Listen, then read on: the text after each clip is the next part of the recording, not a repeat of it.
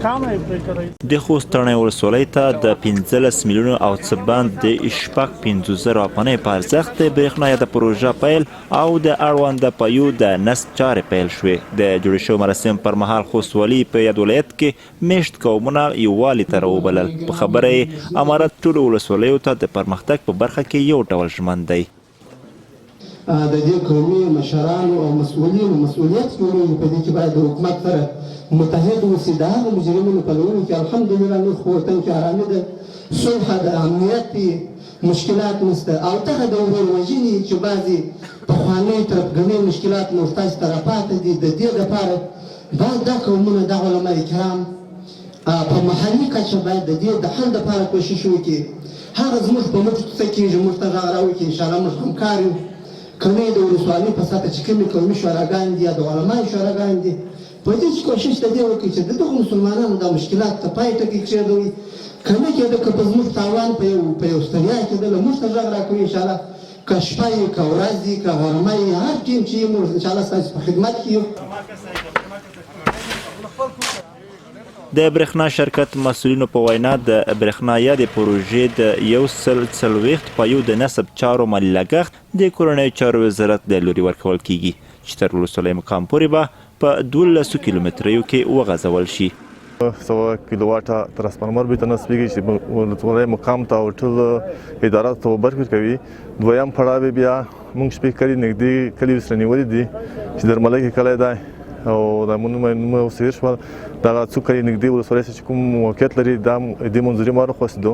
دویم قدم کې دې ته برخه کوو او دریم قدم کې بیا د ټولو ولسوالۍ په سطحه چې څومره ولسوالۍ ته وجود دي تڼۍ ولسوالۍ دې ته ټول موږ د سکیچ برابر ډیزاین راونه کړی دی. انشاءالله هغه منظوري برسي او ټول ولسوالۍ ته به انشاءالله موږ برخه کوو. دوسته بهتره معلومه چې موږ دلته شخصي برق جوړ کړی او بم په شخصي برق ارجیګولې. الحمدلله دغه برق پر اتک سره به دغه سونزم حال شي سره څنګه کې په دغه سال سیمه کې نوې شرګوټر منځیر شوی دی. انشاءالله کارونه ډیر خلاص شوي دي. دا بهتره خبره ده چې شرګوټي د کارونو فایل سره به د سیمې ته چې برق ورسیږي دلته به تجارتونه تشویق شي و به هڅول شي، دلته فابریکې جوړ شي، دلته به صنعتي پارکونه جوړ شي. انشاءالله موږ لګیا یو هڅه کوو ځوانانو په مټ چې بنیادي پروژې تڼۍ ولسوالۍ ته ورو. بلخوا ځایي خلک د یادې پروژې تود هرکلی وکړ خو په ورته وخت کې په سیمه کې د برېښنا د لا پراختیا غوښتنه وکړه. په تڼۍ کې نه په ډېر تاریخ کې په تڼۍ کې میږ بجلي نه لرله. داسې بجلي چې هغه دغه اولي نه مټه دو چې دغه مټه میږ په دې دغه غرته ولګوله د اسلامي نظام د طرف نه ډېره شکریا ادا کوي، ډېره مننه کوي. ولس دا غواړي چې دغه بجلي باید وزغولی شي، په تڼۍ کې نېرې منطقې ته وزغولی شي. که د ورژلې سار پیروي حتی که د ګربت خط پیروي که د خیس خط پیروي باید د تڼۍ ټولو منطقې ته د بجلي وزغولی شي. دا میږ غوښتنه ده. دا چې په ننني ژوند کې برق ته ډېره اړتیا ده چې د ژوند یوه مهمه برخه ګڼل کېږي برق.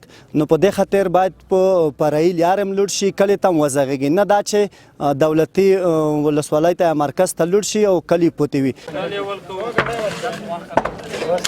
د مسؤلینو په وینا په لومړي پړاو کې به د ولسوالۍ دولتي کمپلیکس ته برېښنا ورکول کیږي او په دویم پړاو کې به د بودیجې په منظورۍ سره د یاد ولسوالۍ نورو سیمو ته هم برېښنا پای وغځول شي.